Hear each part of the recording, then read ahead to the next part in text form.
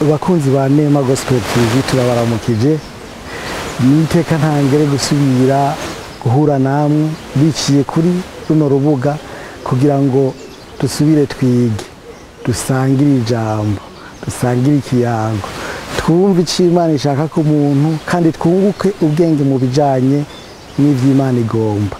No munsi twatewe iteka ryo kwiyunguruza gato turava mu gisagara twegera ahantu mubona ko hashajije muravye akayaga kararengana neza dufise klima nziza dufise turi muri jardin imeze neza muravye na mwebwe gatoya mu minsi itari myinshi umuntu azoba ashobora kuhaca yamura kamwe tubiri tugenda ariko kandi ikiganiro ni Go Deep twifuje kwinjira kandi mu mizi tumenye vyinshi mu bibazo bimwe tuza tugira twari tugiranye ikiminsi kibazo twiyumvira ngo kubera iki bibiri yitanditswe cyo kimwe n'ibindi bitabo harageraho batandukanya baravuga ngo hari isezerano rya kera hariho n'isezerano rishasha kubera iki batavyanditse ngo bibe hamwe gutyo kibi igitabo kimwe kiva hariya kikagera hari ize twifuje rero kubimenya hanyuma turondera umuntu kugira ngo agire ico atubwiye. Ubwo rero ndabahaye ikaze kugira ngo mubane natwe mu kiganiro twumve iyo vyazananye twumve igituma vyabaye twumve byose twinjire mu mizi nkuko duhora tubigenza. Murahawe ikaze tugende kuraba umwigisha.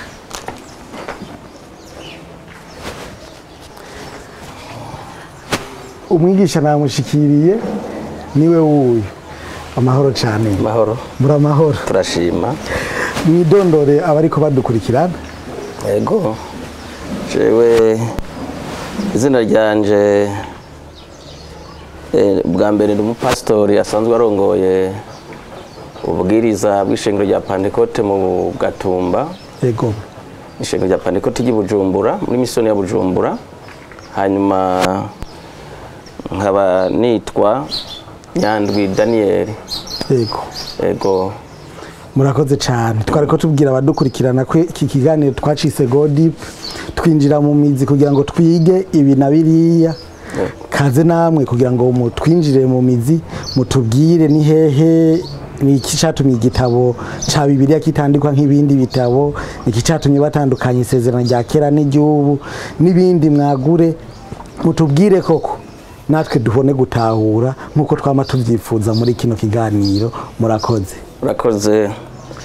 Ego nagomba kubanza kumenyesha bariko baratwumviriza ko igituma harabayeho isezerano rya kera na rishasha buko Imana yagomvye guha isezerano rya mbere abana b'Abisirayeli kuko ihanga rya Isirayeli ryahawe isezerano yitwa ngo ni isezerano rya kera hakaba n'isezerano risha. Igituma rero bitanditswe ngo bipoperamwe byose nuko bitaziriye igihe kimwe kuko turabona Abisirayeli bageze ku musozi Sinayi bavuye mu gihugu ca Egiputa bari hanga no kuvuga rikomeye kuko birivuga ngo barabaga 600.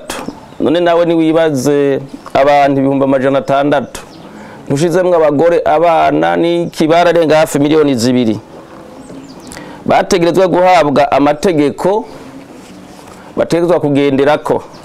Murazi abantu babanye ari benshi ntaburi ingorane ora habona ko abo bantu bakwiye guhabwa amategeko bategerezwa kugenderako. Tagomera gushishikara tuvugane ubwa mbere isezerano rya kera. Nagomba dusome ijambo ry'Imana ha mu gitabo cyo kuvayo igice 19 n'umurongo wa 3 tugeze kuri 6 niyo tugiye gusoma ijambo ry'Imana.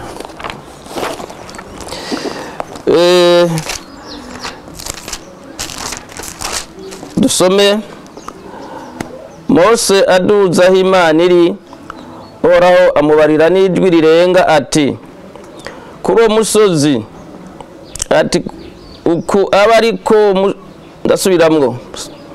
Mose aduza aho Imana iri, Uhoraho amubarira n'ijwi rirenga ari kuri uwo musozi, ati uko aba ariko ubarira ab'inzu ya Yakobo, ubwira Abisirayeli uti mwarabonye ibyo yabakoreye, mwarabonye ibyo yakoreye Abanyegiputa n'ingene mweho yabateruye ku mababa nk'ay'inkukuma akabaza n'iyari. None rero nimwamwumvira by'ukuri mukitondera isezerano ryiwe, muzomubera inyegu yiharije yitoranirije mu mahanga yose, kuko isi yose ari iwe, kandi muzomubera ubwami, ubwoko bw'abaherezi, ihanga ryera. Ayo majambo yabwire Abisirayeli. Ni kuvuga hano Imana yaciye ihereza Abisirayeli nkuko nabivuze amategeko canke amabwirizwa canke abandi bavuga ko ari 10 commandements. Ni kuvuga hano yabahaye amabwirizwa ashika 10. Amabwirizwa rero 10 ryari isezerano ryari hagati y'Imana n'ihanga rya Isirayeli. Atubona Bibiliya yatweretse ingene Mose yahawe ivyagezwe, akabwira Abisirayeli mwitondere isezerano ryiwe, muzomubera ubwami, ubwoko, ihanga ryera yitoranirije mu isi, nimwitondera ivyagezwe vyiwe. Ryari isezerano riri hagati y'Abisirayeli, uruvyaro rwa Aburahamu n'Imana. Iyo tuvuze rero isezerano rya kera ucumenya ko arajya amabwirizwa 10. Kandi ikindi nagomba kubabwira, isezerano rya kera ryari rigizwe n'ibintu bishika 2. Ubwa mbere gutanga ibimazi kugira ngo umuntu ashobore guharigwa. Ikindi yari amabwirizwa 10. Muri ayo mabwirizwa 10 amaze gutangwa, Mose nawe nk'umurongozi yaciye atanga amategeko ashika 613 nk'umurongozi. Bamwe baravuga ati Mose yagize amategeko menshi nk'umurongozi, ko umurongozi nibabonera ishengero canke abarongoye akarondera ibintu byoshobora kubakingira. Hanyuma iri sezerano rya kera usonye mu gitabo c'Abalewi guhera gice ca 2 gushika ku 16 herekana ingene umuntu yashikira Imana kubw'ibimazi. Uhereye gice ca 16 tugeza kuri 27, bambe gice ca 17 kugira 27 byerekana umuntu ingene yagendana n'Imana kubwo kwezwa. Ico gihe rero abantu bagomba gushikira Imana batanga ibimazi. Ikimazi baratanga ikimazi kivuye mu ntungwa. Ico kimazi rero caraturirwa kigasha cose, vyerekana ko nyene kugitanga yitanze wese. Ico kimazi cerekana ko kimugiriye mu kibanza caho yari gupfa, cerekana Yesu Kristo muri kazoza. Hariho n'isuguru batanga uko umwaka utashe, zari isuguru 2, imwe barayitoranya igatorwa n'ubupfindo iza gutangirwa ihanga rya Isirayeli, ni kuvuga ishengero ryose ry'Abisirayeli gatangirwa ikimazi kimwe. Iyindi nayo yitwa Azazere mu Giheburayo, iyo yari yo gusenda akabi. Ni kuvuga umuherezi yaca yakera yasuguru yerekamwe n'ubupfindo ariyo kuza gutanga mu ihema ry'ibonaniro, agaca yikerera, agaca afata amaraso yayo, agaca yashira mu gikombe cacujwe mu izahabu, agaca yajana ahera, yagenda rimwe uko umwaka utashe, agaca yashira ku mutemeri w'ihongero. Amaze gushira kuri mutemeri w'ihongero niyo yacucagira akoresheje urutoke. Umutemeri w'ihongero ni kuvuga yari yasandugu yarimwo ivyagezwe 10 na ya nkoni ya Aroni yashurika. Kandi ku mufuniko w'iyo sandugu hariho ibicuzwe bishika hariho ibicurano by'abakerubi 2 bihanganye birabana, vyerekana ko ata burenganzira umwana w'umuntu afise bwo gushika ahera canke bwo kwegera Imana uwo ari we wese, kiretse umuherezi rimwe uko umwaka utashe. iyo rero atanze ayo maraso habaho guharirwa ibyaha. Imana yaremera ikihanganira ibyo byaha by'iryo hanga kubera icyo kimazi cyatanzwe cy'impongano, Imana ikabagirira ikigongwe ikabaharira. Hanyuma ikindi cyatangwa yari isuguru yitwa Azazeli. Iyo suguru umuherezi yaca yivugira ko ibyaha by'ubwoko bwose bwa Isirayeli, bakayihereza umuntu akayijyana mu bugaragwa akagenda kuyisenderayo. Byitwa ngo gusenda kabi, guta kabi, ikujya kabi mu iryo hanga kakaba gakuweho. Aho rero isezerano rya kera iyo babigenjeje gutyo, Imana yaremera ikihanganira iryo hanga ikaharira ibyaha byabo bakoze. Mu byo rero tubona hano mu ijambo ry'Imana, turabona Bibiliya yerekana neza ibyari bigize isezerano rya kera, yari amabwirizwa 10 no gutanga ibimazi. Ibyo byatuma Imana ibemera ikabihanganira. Turabona amabwirizwa 10 nagomba kuyavuga, bamwe ngira ngo hari igihe bayamenya canke batayitaho. Ibwirizwa rya mbere rivuga ngo nije Uhoraho Imana yawe yagukuye mu gihugu ca Egiputa mu nzu y'uruja, ukagira izindi mana umbangikanya. Irya kabiri ntukibazira igishushanyo gisa n'ikintu na kimwe kiri hasi ku isi canke hejuru mu isi canke mu biyaga, ntuzucikubita imbere, ntuzubisabe. Mu ijambo rimwe birasigurika ko kizira ko umuntu w'Imana asenga ikintu cyitwa igishushanyo cabica umuntu canke cabica umumarayika. Irya gatatu ryavuga ngo ntukave kuvuga izina ryanje Jehova ku by'ubusabusa. Kirazira kuvuga izina ry'Imana ku by'ubusabusa. Ikindi irya kane ryavuga wibuke kuziririza umunsi w'isabato. Irya gatanu ryavuga ngo wubahe so na nyoko kugira ngo urambire mu gihugu Jehova Imana yawe nzoguha. Irya gatandatu ntukice. Iry'indwi ntugasambane.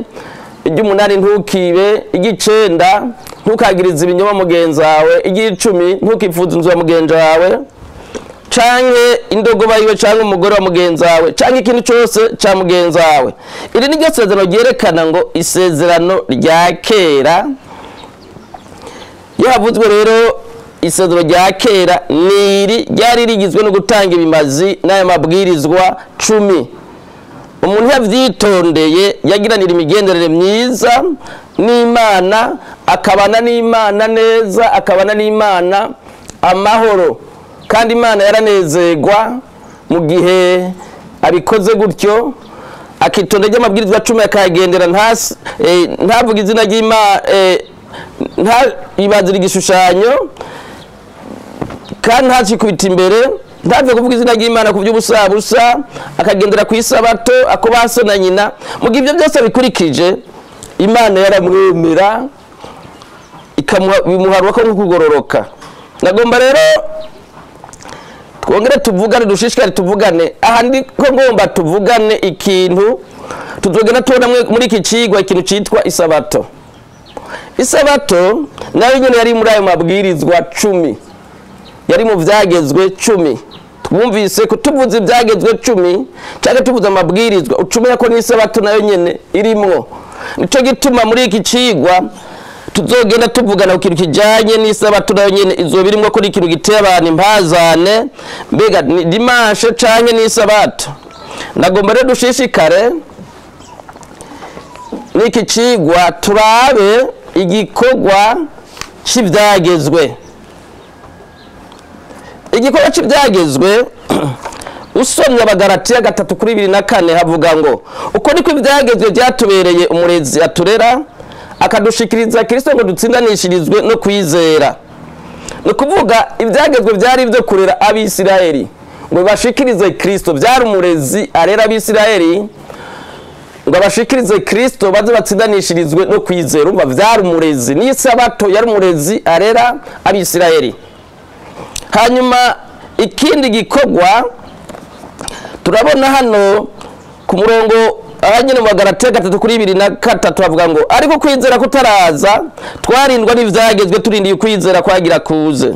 Umva vyararinda Abisirayeli, byari imeze nk'umurinzi abarinda ntibaruduke ngo bajane inzira nyabahururu, baze bashikirizwe Kristo bazigamwe. Ikindi naco ca gatatu nukuvuga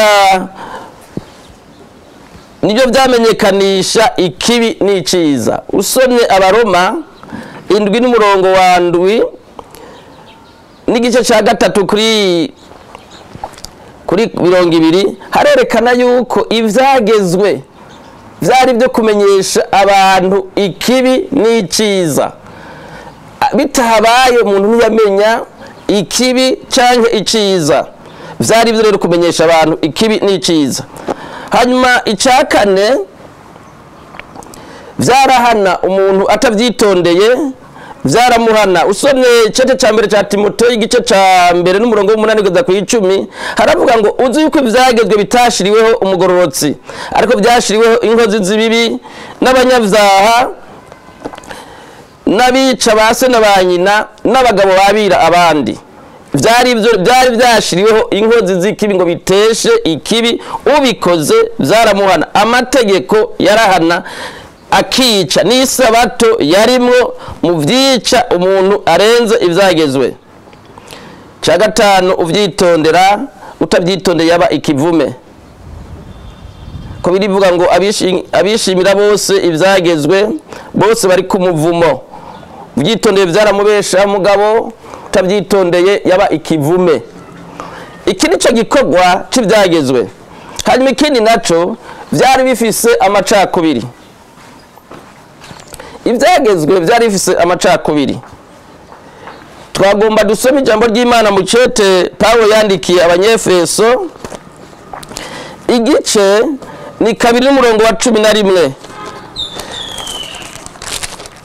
Harerekana neza ingene ivyagezwe vyari biri. Haravuga ngo nuko nimwibuke yuko ubwa mbere na mbere mwebwe abanyamahanga, mwebwe mwitwa bakebwe n'abayitwa batakebwe n'intoke ku mubiri, kwico gihe mwari mutandukanye na Kristo n'ihanga rya Isirayeli, mwari n'itandukaniro n'Imana. Turabona hano Bibiliya yerekana neza ko ico gihe hari itandukaniro hagati y'abanyamahanga n'ihanga rya Isirayeli.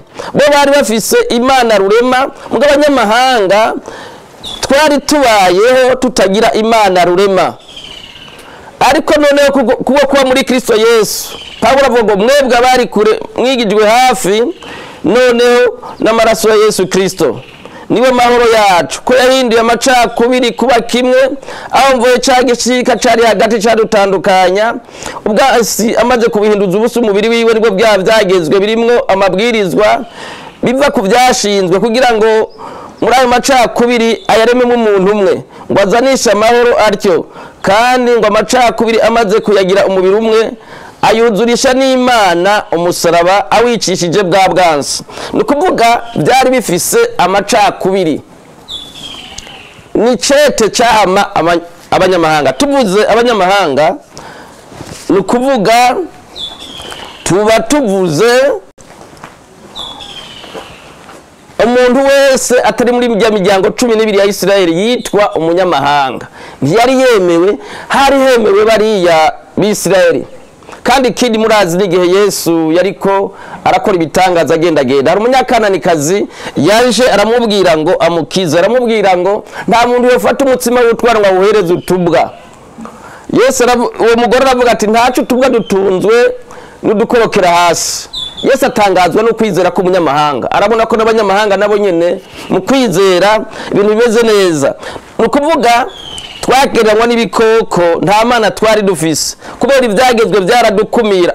Isabato nayo nyene yarakumira umuntu. Nico gituma wowe ucumye ku vyagezwe ufise ikibazo, ugomba gukurikiza ivyagezwe kandi vyaragukumira. Ikindi ca gatatu tugomba turabe intege nke z'ivyagezwe. Nta gakiza gashitse byari bifise. Dusome icete c'Abikorinto 3 n'umurongo wa 6. Imana yadushoboze kuba abakozi b'isezerano risha, si abakozi byandikishijwe inyuguti. Ibyandikishijwe inyuguti vyarica. Abaroma 3 n'umurongo wa 19 kugeza kuri 20, kandi Baroma 4 n'umurongo wa 15. Tuzi yuko umuntu adatsindanishijwe n'ibikorwa bishinzwe n'ibyagezwe.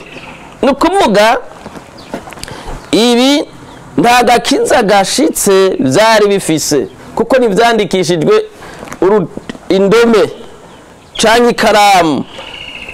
Mu ijambo rimwe ntibyandikishijwe indome, nta gakiza gashitse byari bifise, kandi ntibyashobora gutsindanishiriza umuntu, kuko biravuga yuko umuntu adatsindanishirizwa n'ibikorwa bishinzwe n'ibyagezwe. Bagalatiya 2:16. Ikindi byari bifise intege nke n'ikimazi gike. Nagomba dusome Abaheburayo igice c'indwi n'umurongo wa 18. Byari bifise intege nke n'ikimazi gike. Abaheburayo igice c'indwi n'umurongo wa 18 haravuga ngo, nuko rero icagezwe ca mbere cakuweho kubw'inkomezi nke zaco n'ikimazi gike, kuko ibyagezwe bitigeze kugira ico bihingura rwose, hasubizwaho ivyizigiro bikiruta, biduhesha kwegera Imana. Turabona rero yuko icagezwe ca mbere cakuweho kubw'inkomezi nke zaco n'ikimazi gike. Nta kimazi rero Bibiri ivuga ko byari bifite ikimazi gike n'inkomezi nke. Dusubira yuko atatu byari bimaze, mugabo ntibyari bishoboye, byerekana ko bitari bishoboye, kandi ibyagezwe ntibyashobora gukuraho ibyaha. Abaroma igice 8 n'umurongo wa 3 kugeza kuri 4, Bibiri yerekana neza ko ibyagezwe bitashobora gukuraho ibyaha. Iki byagezwe bitashoboye gukora, ko bifise intege nke kubw'akameremere kacu. Imana yatumye umwana wayo afise ishusho y'umubiri w'icyaha kuba ikimazi cy'icyaha, itsindisha icyaha kiri mu mubiri. Ni ukuvuga ibyagezwe ntibyashobora gukuraho ibyaha byari binyantege nke. Imana irungika umwana wayo ngo atsindishe icyaha kiri mu mubiri kubw'akameremere kacu. Birumvikana ko ibyagezwe byari bifise n'intege nke. Twariko turaba intege nke z'ibyagezwe. Nagomba turabe ico ibyagezwe byari biri. Abakolosayi 2:16. Cyati cy'Abakolosayi Paulo yandikiye Abakolosayi igice cya 2 n'umurongo wa 16.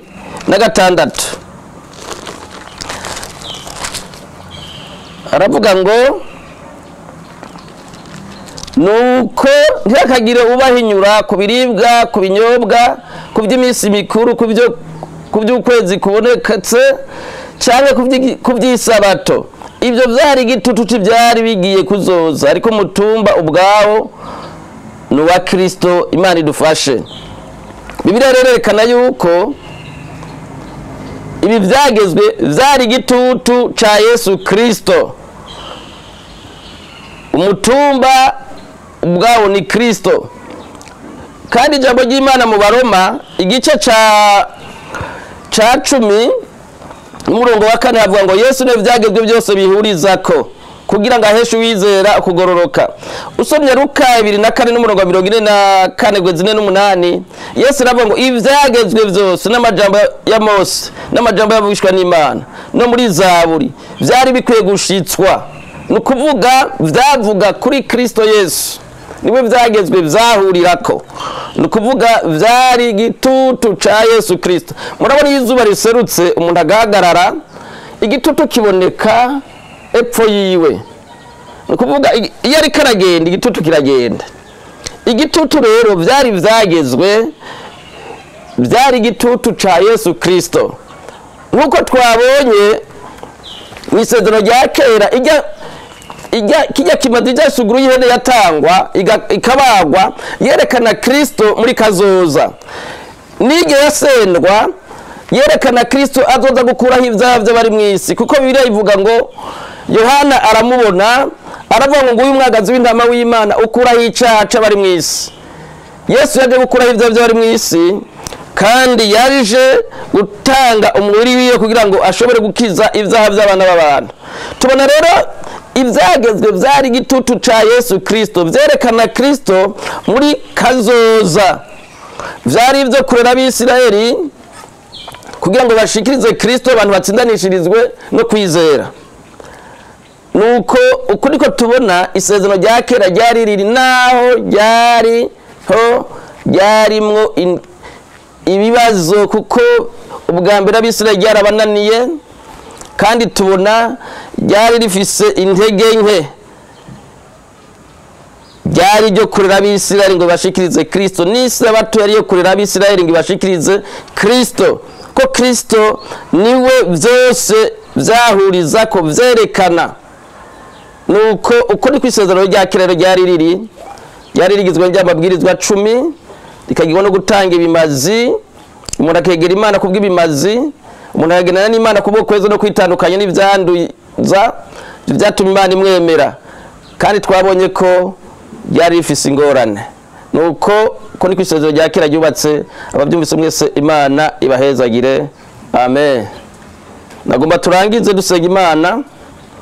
Mana yacu uri mwijuru, turagushimiye kubw'amajambo yawe.